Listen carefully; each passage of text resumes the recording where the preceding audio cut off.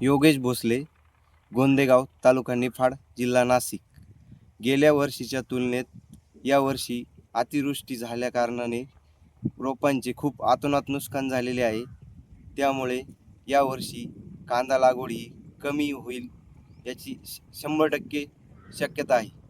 त्यातली त्यात आपले मजुरांची मजुरी आणि खतांचे वाढलेले भाव, त्यामुळे शेतकऱ्याची कांदा लावण्याची इच्छाच राहिलेली नाही आहे. त्यात मागच्या वर्षी आम्ही 15 एकर कांदे लावलेले होते, यावर्षी 5 एकर लावतोय.